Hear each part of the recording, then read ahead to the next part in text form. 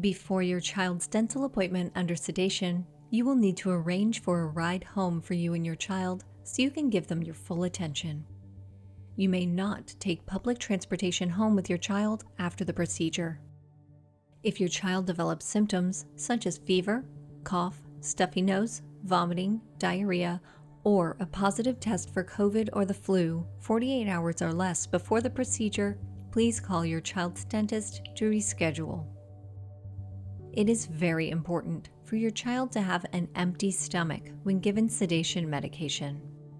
This lowers the risk they will aspirate, a dangerous event in which the stomach contents gets into and can damage their lungs.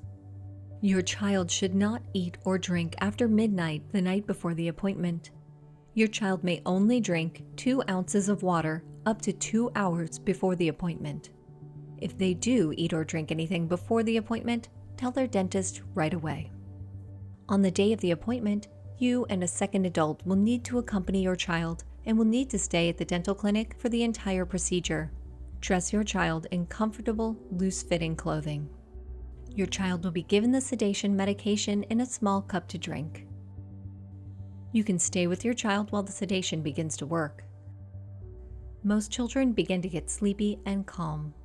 Some children become hyperactive and restless and try to resist the sedation. Encourage them to stay calm as the medication begins to work.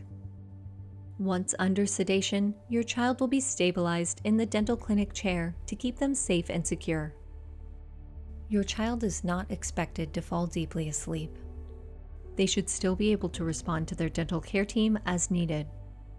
Your child's heart function and breathing should not be affected by sedation. They will be monitored closely by their care team, which includes their dentist and dental assistants, at all times throughout the procedure. After the procedure, your child will be monitored in the recovery area until they are ready to leave. Your child may be drowsy or unsteady after the procedure. You will use a wheelchair to help get them to the car. Your child will not be able to go to school or do complex activities like riding a bike the same day as their appointment. Your child may have an upset stomach and may throw up. They may also be drowsy and fall asleep. Because they can feel sick while also feeling sleepy, it is very important that you make sure they sleep safely while they recover. Your child should sleep on their side, ideally on the floor with you. Watch their breathing to make sure it is regular. Do not let your child sleep on their back. If they get sick, a child sleeping on their back can easily choke, leading to a very dangerous medical emergency. You should always be able to wake your child up. Call the pediatric dental clinic immediately if your child gets a fever or a rash, is throwing up frequently, feels really bad pain, has a lot of bleeding, starts to act strangely, or isn't breathing normally. If you are unable to wake your child, call 911 immediately.